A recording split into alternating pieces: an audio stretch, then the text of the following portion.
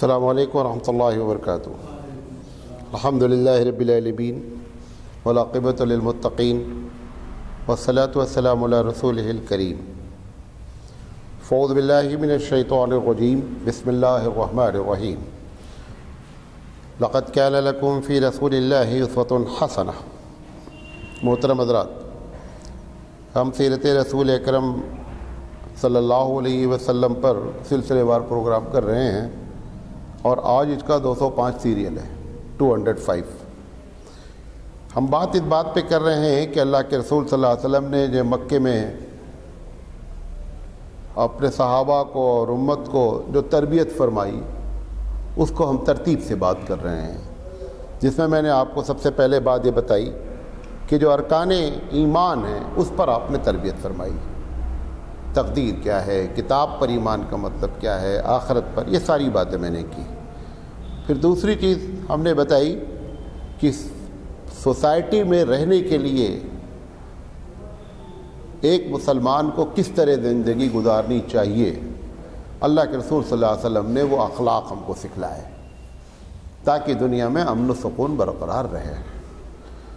سب کے پیچھے مین چیز کیا ہے کہ دنیا میں امن کیسے برقرار رہے، یہ بیسک چیز ہمیشہ یاد رکھیں۔ پھر آپ نے تیسری بات میں نے آپ کے سامنے بیان کی کہ اخلاق کے بعد آپ نے آداب سکھلائے ہم کو کہ سوسائٹی میں رہنے کا ادب کیسے رہا جائے۔ چونکہ پیس کو مینٹین کرنے والی، سکون کو مینٹین کرنے والی سب سے بڑی چیز کیا ہے، وہ ہے کہ آپ قانونی لحاظ سے ہماری تربیت کیا کی گئی، جس کو ہم سیاست کہتے ہیں۔ اب ہم آج سے جو گفتگو کریں گے 2-4 تقریریں کہ رسول اکرم صلی اللہ علیہ وسلم نے سیاسی لحاظ سے امت کی جو تربیت کی وہ کیا ہے اور کیسے ہے۔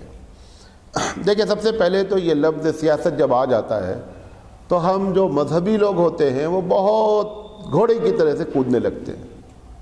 پہلے اس کو سمجھ لیں کہ حقیقت اس کی کیا ہے۔ کودنے کی وجہ کیا ہوتی ہے؟ ہم دنیا کے سیاستدان کو جو اس وقت دیکھ رہے ہیں، جب ان کو دیکھتے ہیں اور اسلام کو دیکھتے ہیں تو ہم سوچتے ہیں کہ یہ ہمارا تو ان سے جم ہی نہیں سکتا ہے۔ ہم اس سیاست کی بات ہی نہیں کر رہے ہیں۔ یہ جو آج کی سیاست ہے، ہندوستانی ہو یا ملکی سطح پر یا غیر ملکی سطح پر ہو، ہم اس سیاست کی بات نہیں کر رہے ہیں۔ یہ سیاست تو ایک گندا نالا ہے۔ ہم جس سیاست کی بات کر رہے ہیں وہ رسول اکرم نے کس طریقے سے امت کو سکھلایا کہ سیاست کیا چیز ہے، سب سے پہلی بات۔ پھر سیاست کی ضرورت کیوں ہے، کیا ضروری ہے کہ مطلب ایک نماز پڑھنے والا آدمی سیاست بھی جانے۔ ٹھیک ہے بھائی، آپ نماز پڑھتے رہو، لیکن یہ بتانے کی کیا ضرورت ہے کہ صاحب نماز پڑھنے والا، روزہ رکھنے والا، حج کرنے والے کو سیاست بھی جاننی چاہیے۔ کون سی سیاست؟ اسلامی سیاست۔ اس کی ضرورت کیا ہے، یہ بات آپ کو بتائیں گے انشاءاللہ، پھر ہم آگے بات کریں گے۔ دیکھیں، حقیقت کیا ہے کہ جب آپ امن قائم کرنا چاہتے ہیں دنیا میں کہیں بھی آپ چاہتے ہیں، مثال کے طور پر ایک آدمی چوراہے پہ کھڑا ہو کر کے خوب پٹاخے دگا رہا ہے، کسی کی سن نہیں رہا، آپ بتائیے اس کو منع کرنے کا طریقہ کیا ہے؟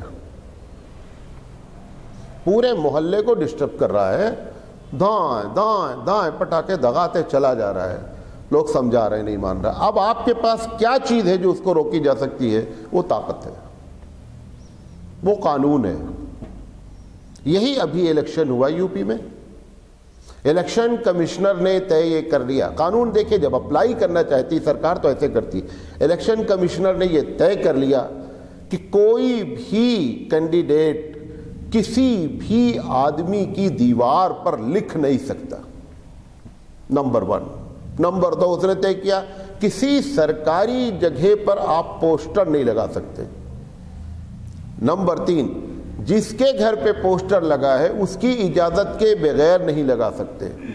نمبر 4، آپ مائک سے اس کو استعمال نہیں کر سکتے۔ سب کچھ اس نے کر دیا، کیوں؟ کیونکہ قانون تھا اس کے پاس۔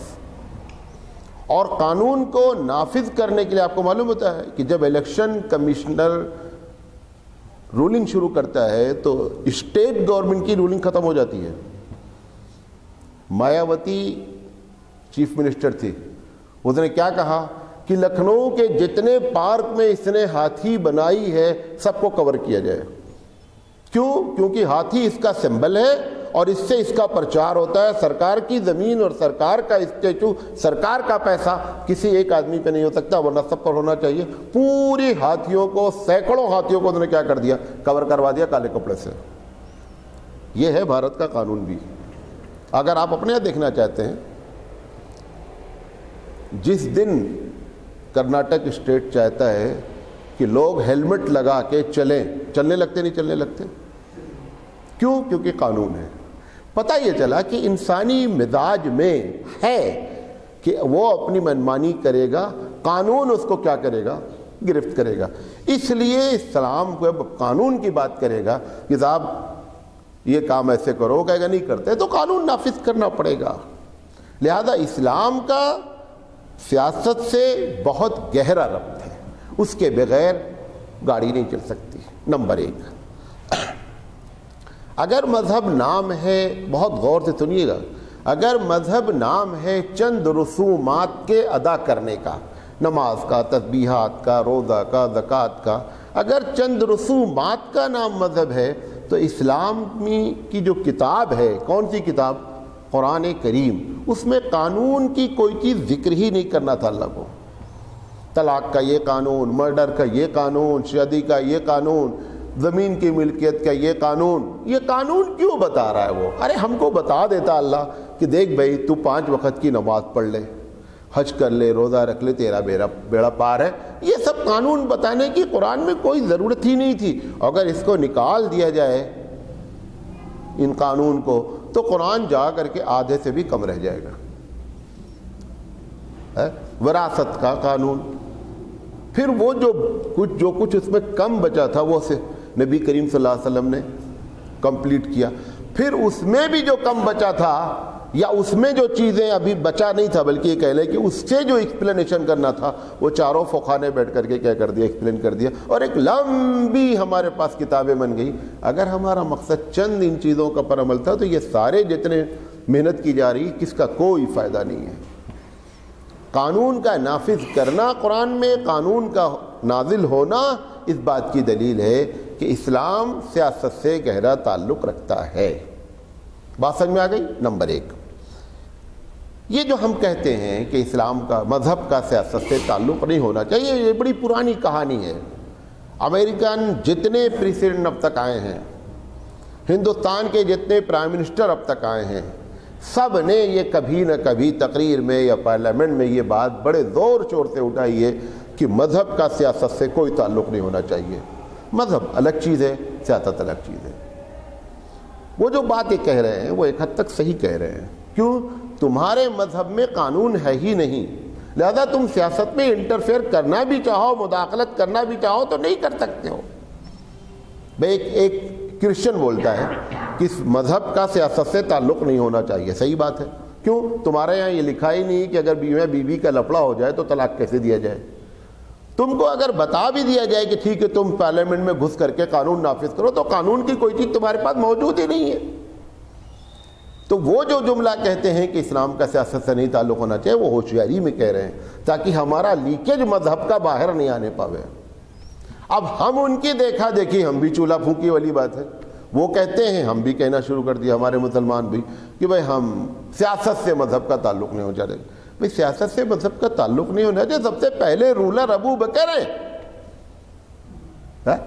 نبی کریم صلی اللہ علیہ وسلم حاکم مدینہ کے، نبوت اپنی جگہ ہے، رسالت اپنی جگہ ہے، حاکم آپ اپنی جگہ، چیف آف آرمی رہ چکے ہیں. تو سوال یہ ہے کہ کس سیاست سے آپ کہہ رہے تعلق نہیں ہے.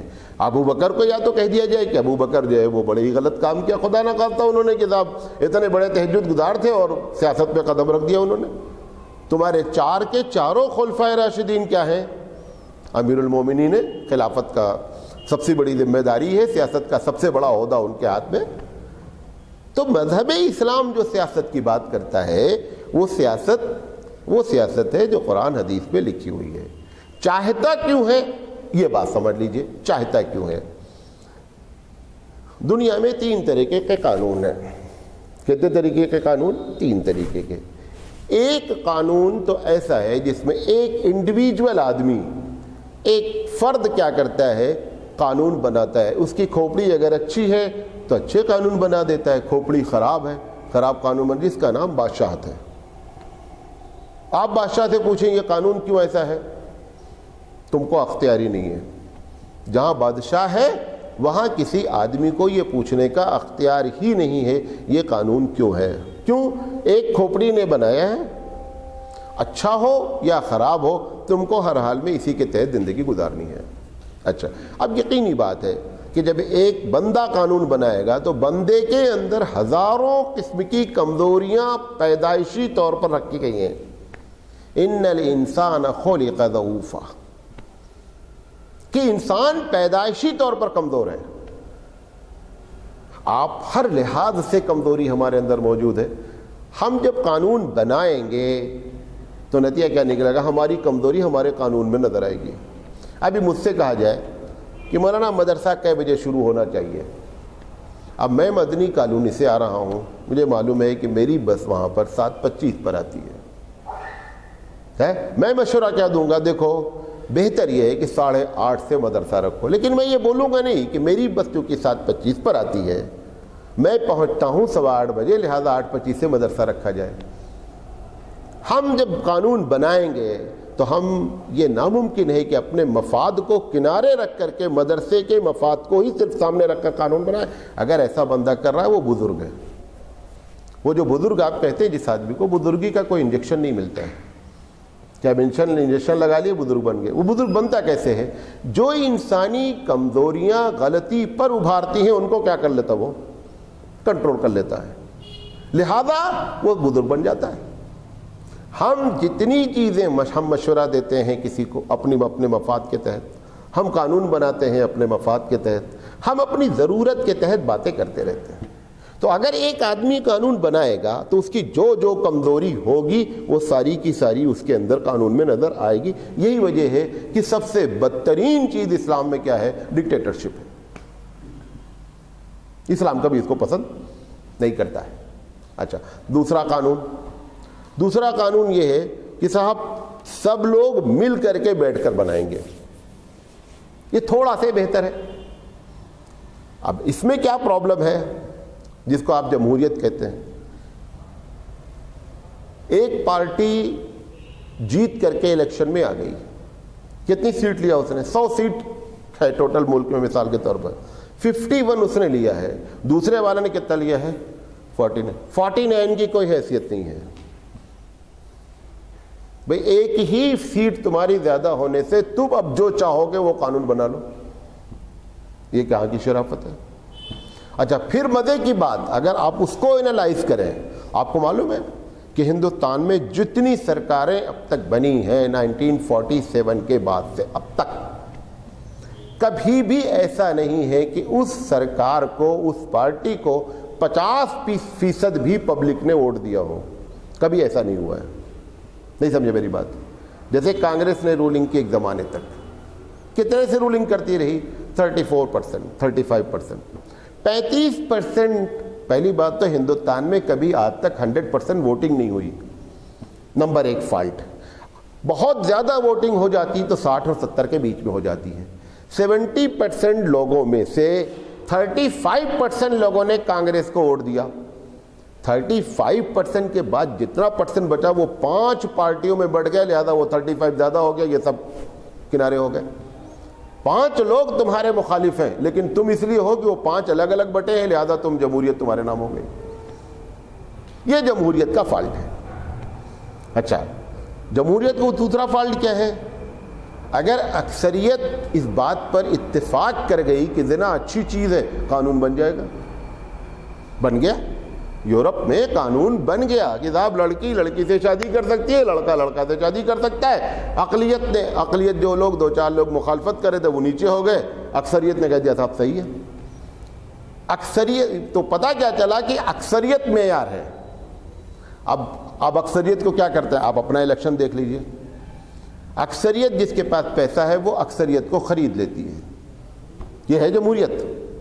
بھئی آپ کے الیکشن میں کیا ہوتا ہے؟ کہ ایک آدمی جس کو جیتنا ہے وہ پہلے سے ممبر بنا کر کے پیسہ اپنا لگا کر کے اپنے فیور کے لوگوں کو بنا لیتا ہے، بنانے کے بعد الیکشن کرواتا ہے. وہ الگ بات ہے کبھی ہار جائے، لیکن خریدنے کی کوشش کرتا کہ نہیں کرتا. تو اکثریت کو کس سے خرید لیا جاتا؟ پیسے سے. وہاں بھی شفافیت، ٹرانسپیرنسی ختم ہو گئی، شفافیت نہیں رہے گی. یہ ایسے 20 فالٹ ہے جمہوریت کے. اچھا، اب وہ جو ڈکٹیٹرشپ میں کیا تھا کہ ایک گندگی کا ٹوکرا ایک کے سر پہ تھا. جمہوریت میں کیا ہو گیا؟ ایک گندگی کا ٹوکرا بہت لوگوں کے سر پر ہو گیا. گندگی وہی ہے، تھوڑا تھوڑا بانٹ لیے سب لوگ، بات وہی ہے. اب تیسرا قانون، پانی لے آؤ. تیسرا قانون کیا ہے؟ تیسرا قانون ہے اللہ کا قانون. کس کا قانون؟ اللہ کا قانون. یہ دنیا میں 3 ہی قانون پائے جاتے ہیں: اللہ کا قانون، پارلیمنٹ کا قانون، ڈکٹیٹر کا قانون. یہ جو اللہ کا قانون ہے، چونکہ اللہ نے ہم کو پیدا کیا ہے، اگر ہم یہ بلیو کرتے ہیں، یہ یقین رکھتے ہیں کہ رب نے ہم کو پیدا کیا ہے، تو آپ کو معلوم ہے کہ جو پیدا کرنے والا ہے وہ سب سے زیادہ ہمارے بارے میں نالج رکھتا ہے. ہمارا مزاج کیا ہے، ہم کہاں کہاں ڈنڈی مارتے ہیں، ہمارے لیکیج کیا ہیں، سب کچھ ہمارا پیدا کرنے والا جانتا ہے.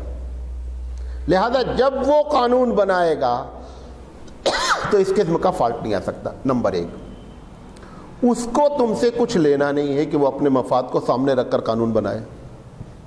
بھئی ہم تو قانون بناتے، جیسے میں نے کہا نا کہ مجھے اگر 8:30 7:15 پہ نکلنا ہے تو مطلع سے ٹائمنگ اس مدرسے کی رکھیں گے، اور اگر مجھے دیر میں نکلنا ہے تو ہم دیر میں رکھیں گے. اللہ سے ہم کو کچھ دینا نہیں ہے. اللہ کہ ہم اس کو دیں گے تو اللہ کی خدائی ہماری وجہ سے چل رہی ہے، لہذا اس کا مفاد نہیں ہے، لہذا وہ قانون ہمیشہ صحیح رہے گا، کیونکہ اس میں مفاد ہے ہی نہیں کچھ بھی اس کا. تو پہلی بات کیا ہو گئی؟ پہلی بات یہ ہو گئی کہ جب اللہ قانون بنائے گا تو آپ کی اور ہماری نفسیات اور ہمارے مزاج سے ٹوٹل وہ واقف ہے، لہذا وہ جب قانون بنائے گا تو وہ ہم سے ٹیلی کرے گا. ابھی اور بات کرتا ہوں.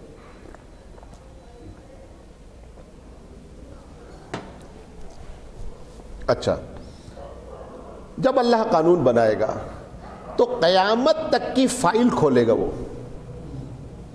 کہ کیا ہونا ہے. اگر ہم یہ قانون بنائیں گے تو اس کے کیا ری ایکشن ہونے ہیں. دونوں لحاظ سے اس کو معلوم ہے، نالج کے لحاظ سے بھی معلوم ہے اور ہماری پیدائش کے لحاظ سے، ہماری کمزوری کے لحاظ سے بھی اس کو معلوم ہے. لہذا وہ قانون جب سیٹ اپ کرے گا تو نتیجہ یہ نکلے گا کہ قیامت تک فائل کھول کر کرے گا، کبھی آپ کو چینج کرنے کی ضرورت نہیں پڑے گی. یہی وجہ ہوتی ہے کہ جو اللہ بناتا ہے قانون، اس میں کبھی چینجنگ نہیں آتی ہے، اس میں چینجنگ آ نہیں سکتی. بندہ جب قانون بناتا ہے، ہر سال پارلیمنٹ میں بل پیش ہوتا ہے، اس کے خلاف بل پیش ہوتا ہے جو کہ کچھ دن پہلے بہت جینیس لوگوں نے قانون بنایا تھا، اب اس کے خلاف بل آ رہا ہے. کیوں؟ کیونکہ بندے نے قانون بنایا ہے، بندے کا قانون بنایا ہوا ایک نہ ایک دن بدلنا ہے، زیادہ بدلتا رہتا ہے. اب یہ جو قانون ہے، اسی کا نام نافذ کرنے کا نام سیاست ہے. وہ قانون جو نافذ کرنا ہے اسی کا نام کیا ہے؟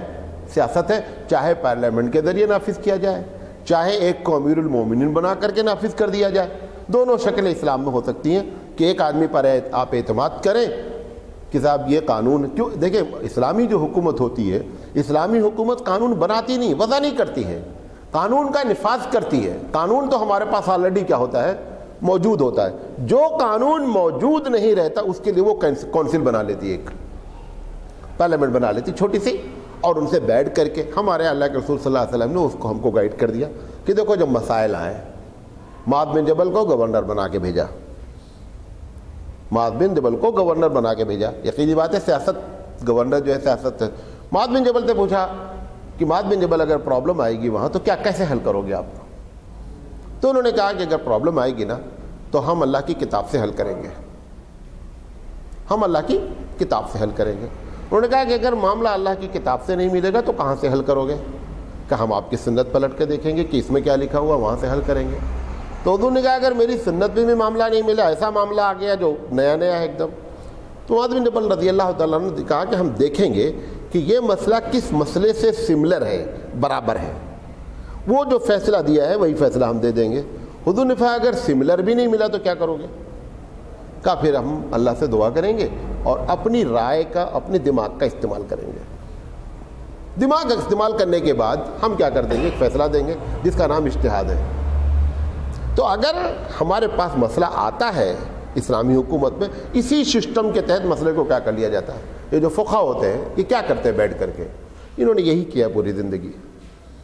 مسئلے نظر آئے ان کو، انہوں نے مسئلے کو حل کرنے کی فکر کی۔ آخر میں لکھ دیتے ہیں کیا؟ اپنی جان بچانے کے لیے اور اپنے تقوی کے لیے کہ یہ مسئلہ میں نے بیان کیا، ہم کو حدیث نہیں ملی، اگر آنے والے دن میں تم کو حدیث مل جائے تو میرے مسئلے کو کنارے مار دینا اور حدیث پر عمل کر لینا۔ تو یہ ہمارے پاس 4 سسٹم ہوتے ہیں، اس 4 سسٹم کے تحت کیا ہوتا ہے؟ قانون چلتا رہتا ہے۔ تو یہی قانون کو چلانے کا نام کیا ہے؟ سیاست ہے۔ ٹھیک ہے؟ اچھا، اب چونکہ اسلام کا مین مقصد سو رہے ہیں، سونے کی نہیں ہوتی۔ اصل میں یہ ٹاپک ایسا نہیں ہے کہ آپ کو بہت اچھا لگے، یہ خشک ٹاپک ہے۔ اسماعیل شہید رحمۃ اللہ علیہ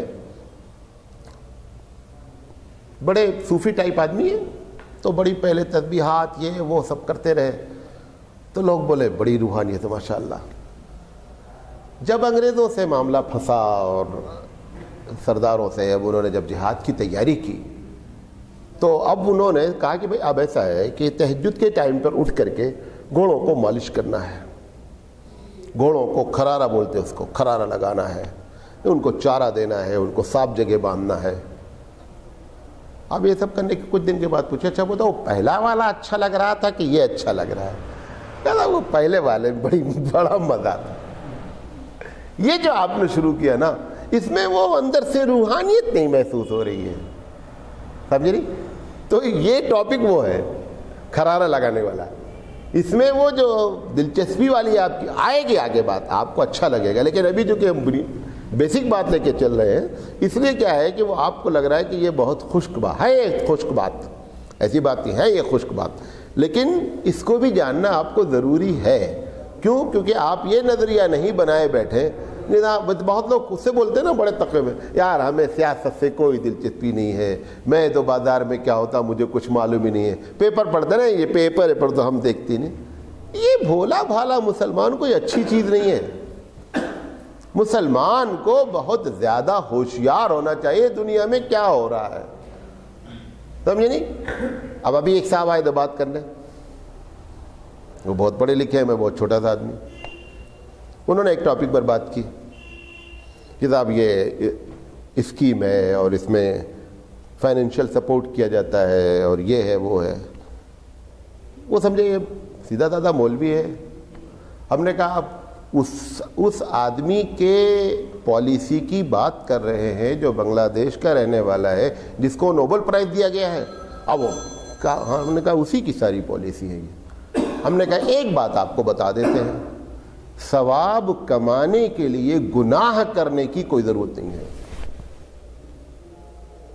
ثواب کمانے کے لیے گناہ کریں تاکہ ثواب ملے، یہ کوئی اسلامی پالیسی نہیں ہے۔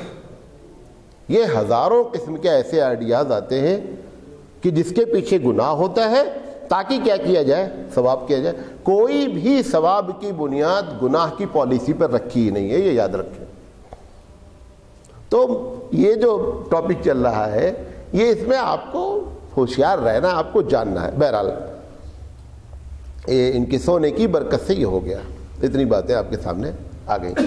اللہ بولتا ہر کام میں مصلحت نا، اس لیے تو ہم جو بات آپ سے کرنا چاہ رہے ہیں وہ یہ کرنا چاہ رہے ہیں کہ مذہب کا سیاست سے ایک گہرا تعلق ہے۔ جدا ہو دین سیاست سے تو رہ جاتی ہے چنگیزی۔ علامہ اقبال نے کہا ہے کہ جدا ہو دین سیاست سے، اگر سیاست اور دین کو تم نے الگ الگ کر دیا تو چنگیز خان نہیں بول رہا ہوں میں، چنگیز خان کی پالیسی آ جائے گی اور اسلام اصل کیا ہو جائے گا؟ ختم ہو جائے گا۔ لہذا اپنے ذہن میں یہ بات قطعی نہیں آنے دیں کہ مذہب کا اسلام سے کوئی تعلق نہیں ہے، لیکن مذہب کا سیاست سے کوئی تعلق نہیں ہے، یہ بات نہیں۔ سیاست مولانا تھانوی جیسا آدمی، امداد اللہ مہارجی جیسا آدمی مولانا دامن صاحب، مولانا دامن تو شہید ہوئے، امداد اللہ رحمۃ اللہ علیہ کے ساتھیوں میں سے ہیں، انگریزوں کے خلاف جنگ کی ہے، تلوار اٹھائی ہے، شہید ہوئے ہیں مولانا حسین محمدی رحمۃ اللہ علیہ۔ کون ہیں ہمارے اکابرین؟ سارے کے سارے، مولانا قاسم نانوتوی رحمۃ اللہ علیہ، شیخ الہند رحمۃ اللہ علیہ کو جیل ہی ہو گئی ہے، اور مالٹا میں جا کر ان کو قید کر دیا۔ اگر وہ صرف اتنا کہتے کہ انگریز سے کہ بابو تم کو جو کرنا ہے کرو، ہم بیٹھ کے اللہ اللہ کریں گے اپنی مسجد میں، ہم کو کیوں ڈسٹرب کرتے ہو؟ کوئی مسئلہ ہی نہیں تھا، شیخ الہند رحمۃ اللہ علیہ کو کیوں قید کرتا؟ لیکن انہوں نے دیکھا کہ نہیں، اس کی پالیسی خطرناک ہوتی جا رہی ہے انگریز کی، یہ آج صرف کہہ رہا ہے ہم ایسے ایسے کریں گے، لیکن کل یہ ہمارے بچوں کی زندگی سے کھیلے گا، سلیبس بدلے گا، ان کی اسلام کی تہذیب کو ختم کرے گا۔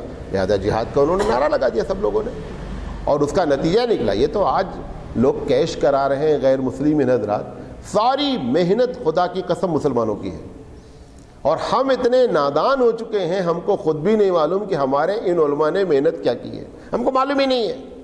اب جب کبھی آزادی کا یا فریڈم فائٹر یا سوتنترتا سینانی کا نام آتا ہے تو گاندھی جی، نہرو جی سماچار سماپت ہوئے۔ گاندھی جی کا نام آیا، نہرو جی کا نام آیا، سماچار سماپت ہے، نہ اس میں شیخ الہند کا نام ہے، نہ مولانا مدنی علیہ الرحمہ کا نام ہے، نہ کیا کہتے ہیں ابوالکلام آزاد کا نام ہے۔ بچوں کو جو آپ کتابیں جا کر دیکھیے جو پڑھائی جا رہی ہیں، جس میں سوتنترتا کی بات کہی جاتی ہے، فریڈم فائٹر کی، اس میں کیا ہے؟ اس میں یہی ہے۔ حالانکہ ہمارے سارے لوگ اس میں انوالو ہوئے، اور انہی کے انوالو ہونے سے معاملہ ہندوستان کا بچا۔ یہ الگ بات ہے کہ بعد میں آج بھی ہم 60 سال کے بعد پھر اسی پرابلم میں پھنسے ہوئے ہیں، لیکن ان کی بڑی قربانی ہے۔ تو اگر یہ لوگ جیسے آپ بھولے سمجھ رہے ہیں کہ نہیں ہم کو مذہب سیاست سے کوئی مطلب ہے، اگر یہ لوگ کرتے تو بیڑا غرق ہو گیا ہوتا ہم لوگوں کا۔ ان لوگوں نے بہت پہلے اسٹیپ لیا، لہذا اسلام کا سیاست سے گہرا تعلق ہے۔ اب تعلق ہونے کی وجہ بتا کر اپنی بات ختم کرتے ہیں، اور کل سے انشاءاللہ اس پر ہم ترتیب سے گفتگو کریں۔ وجہ کیا ہے؟ وجہ یہ ہے کہ اسلام کا مقصد سکون ہے۔ غور سے سنیے گا، اسلام کا مقصد کیا ہے؟ دنیا میں سکون کیسے برقرار رکھا جائے۔ سکون برقرار رکھنے کے لیے لازم ہے کہ پاور آپ کے ہاتھ میں ہو، اس کے علاوہ کوئی شکل نہیں ہے کہ آپ سکون برقرار۔ آپ گھر میں بھی یہی کرتے ہیں، آپ کا چھوٹا بچہ ہے، ایک مرتبہ منع کرے بیٹا یہ کام نہیں کرنے کا، پھر کیا، تیسری مرتبہ کیا کرتے ہیں؟ پاور یوز کرتے نہیں، پاور یوز کرتے نہیں کرتے، دو جھاپڑ مارے وہی پاور ہے۔ تو پاور کے بغیر آپ کبھی بھی سکون نہیں لا سکتے۔ ایک آدمی نے اپنی چادر بچھا رکھی ہے، گندی ہے، آپ کو نماز پڑھنا ہے، آپ بولتے بھائی چادر اٹھاؤ یار میں مصلی بٹھا کے نماز پڑھنا چاہتا ہوں، بولتا دیکھ تجھے پڑھنا ہے پڑھ، اسی گندی پہ پڑھنے کا ہے۔ اب ایک ہی شکل ہے، یا تو گندی چادر پہ نماز پڑھ لو، اور یا طاقت سے چادر اٹھا کے پھینک دو اور مصلی بچھا لو۔ لیکن ایسا نہیں ہے کہ باطل ٹھنڈے دل سے کہے گا آپ بہت اچھے آدمی ہیں، ہماری چادر اٹھا کر پھینک دو، اپنا مصلی بچھا لو، مجھے بڑی خوشی ہوگی۔ کیوں؟ کیونکہ باطل تو ہمیشہ ٹکر لینے کے لیے تیار رہتا ہے۔ اللہ کے رسول صلی اللہ علیہ وسلم کی پوری زندگی، جبکہ آپ امین ہیں، صادق ہیں، پوری دنیا، پورے عرب اس وقت آپ کو جو ہے وہ سب سے اچھا انسان مانتے تھے، لیکن جہاں باطل کی بات آئی وہاں سب کیا ہو گئے؟ سامنے کھڑے ہو گئے۔ تو یہ وجہ سیاست میں آنے کی کیا ہے؟ اسلام کا سیاست سے تعلق ہونے کی بنیادی وجہ کیا ہے؟ کہ پاور کو ہونا، طاقت ہونا۔ اب چونکہ پاور جب آتا ہے تو انسان کے اندر ظلم ہونے کی بھی چانسز ہوتے، اس کو ہمارے رسول نے تربیت کر دیا۔ یہ بات اصل بتانا چاہ رہا ہوں جو کل سے انشاءاللہ شروع کریں گے، کہ وہ جو پاور آپ کے پاس آئے گا تو آپ اس کی وہ تربیت آپ نے فرمائی، کیونکہ اس کے نفسیاتی طور پر ہے کہ جب طاقت آتی ہے، جب پیسہ آتا ہے تو آدمی کیا کرتا ہے؟ ظلم کرتا ہے۔ ہمارے رسول نے وہ ہماری تربیت فرمائی کہ اگر پاور آئے گا تو آپ کی تربیت کیسی ہوگی، آپ دشمن پر غالب ہوں گے تو ان کے ساتھ بیہیو کیسے کریں گے، آپ کے پاس قیدی غیر مسلم آ جائیں گے تو ان کے ساتھ ٹریٹمنٹ کیا کیا جائے گا، اگر عورتیں پکڑ کر آ جائیں گی تو ٹریٹمنٹ کیا ہوں گے، اگر آپ کا پڑوسی غیر مسلم ہو تو آپ بارڈر پر سیکیورٹی کیسے رکھیں گے، اگر باہر کے لوگ آپ کے ملک میں رہنا چاہتے ہیں تو ان کو آپ کیا رائٹس دیں گے۔ یہ ساری چیزوں کو آپ نے کیا کر دیا؟ ترتیب دے دیا، تاکہ پاور آنے کے بعد بندہ ظلم نہیں کر سکے بلکہ صحیح طور پر چلا سکے۔ یہ باتیں آپ کے سامنے کرنی تھی۔ اللہ تعالیٰ سے دعا ہے کہ اللہ تعالیٰ کہنے سے زیادہ عمل کرنے کی توفیق عطا فرمائے۔ وآخر دعوانا ان الحمد للہ رب العالمین۔ سبحان اللہ و بحمدہ، سبحانک اللہم و بحمدک اشہد ان لا الہ الا انت استغفرک و اتوب الیک. بہت سے لوگ کنفیوز ہے کہ آج پروگرام نہیں